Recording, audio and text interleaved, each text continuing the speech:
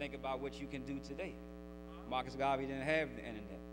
Marcus Garvey didn't have Twitter or anything to be able to unite millions of Africans. So what can you do today if he can do that in 1930s?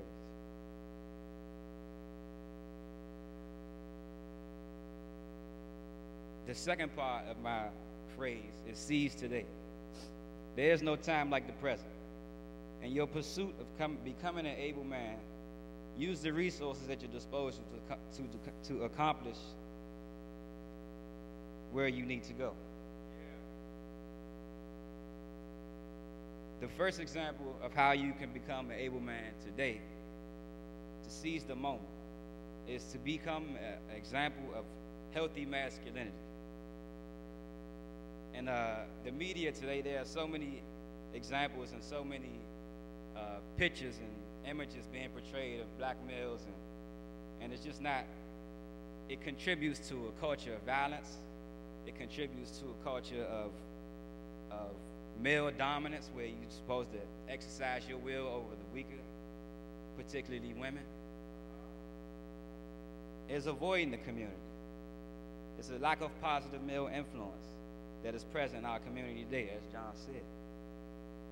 We all know that a male figure is needed in order to have someone to look up to, or to have someone that you inspire to be like. Where are our young males looking to now? Without the black male, where are they getting their guidance from? I grew up in the church. I've been here my entire life. But you watch movies and television, and they make, it's a glorification of a fast life, or just what life was like for certain individuals. You watch American Gangster, or you watch Paid in Full, and it's just like, man, everybody's like, man, if I had this much money, I'd do this or do that, you know? And even as an educated person, you can see how it can try to attract you over to want to be like that. They make it look so great, and they glorify it so much. But as able men, we have to start to counteract these, I call it, unhealthy images of masculinity.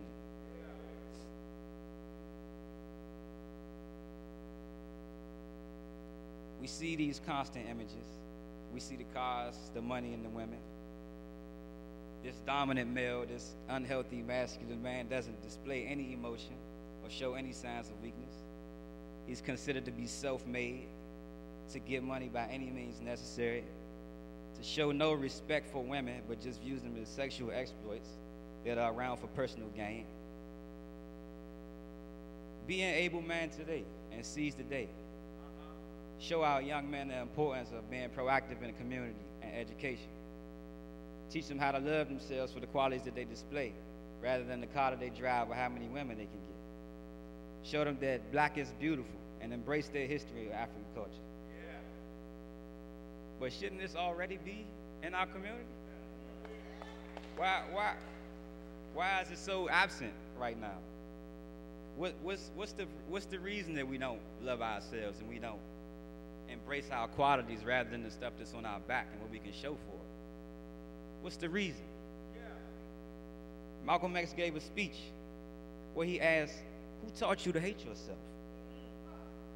The images that were forceful of a dominant male is what taught us to hate ourselves. Where if you're not driving a certain type of car, or if you don't have a certain type of house, you're supposed to hate yourself. You're supposed to aspire to be an image, to be a picture. There's nothing more than a picture. You just want people to see what you look like. He said something else in this speech that caught my attention as well. He says the most disrespected, the most neglected, and the most unprotected person in America is the black woman. He also says that if the white man will do whatever is necessary so that his women get the respect and protection she deserves, if we don't do that, then we will never be recognized as men. Until we stand up like men,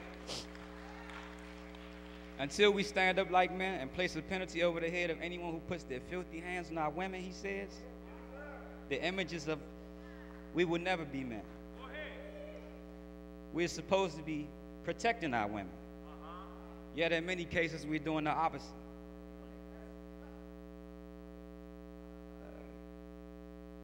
This is what our young men see.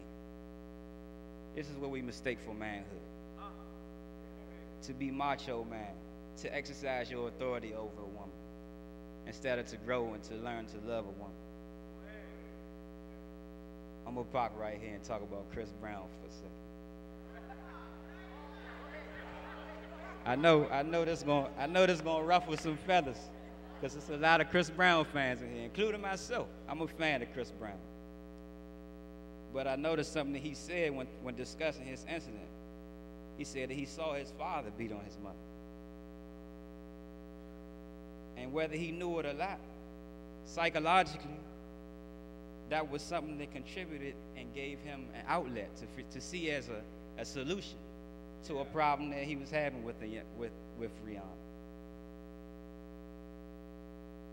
And this is the problem that I really have with the whole Chris Brown thing, is just take it for what it is.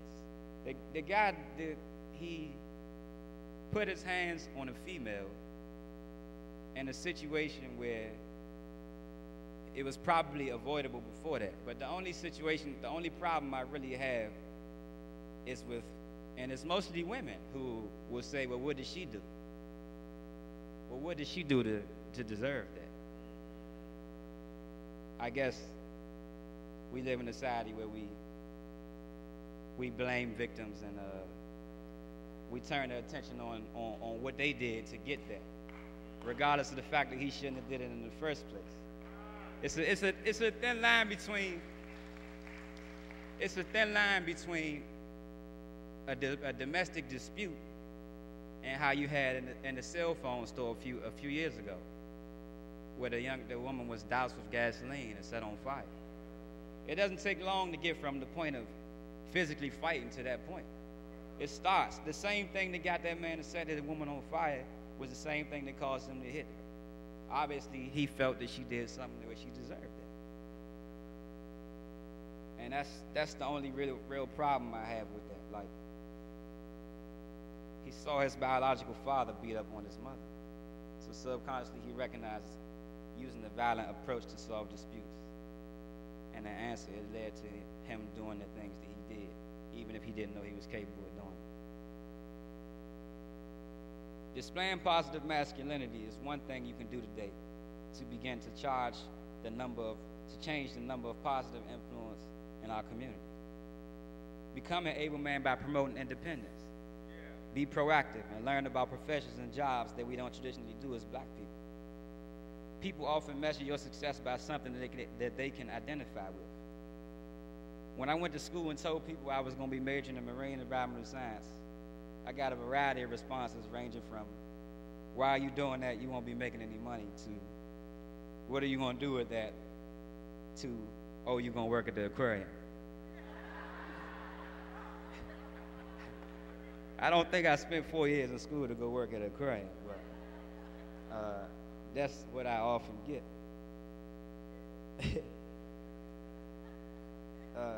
There is no blueprint to becoming successful. Your idea of success may be totally different from someone else's.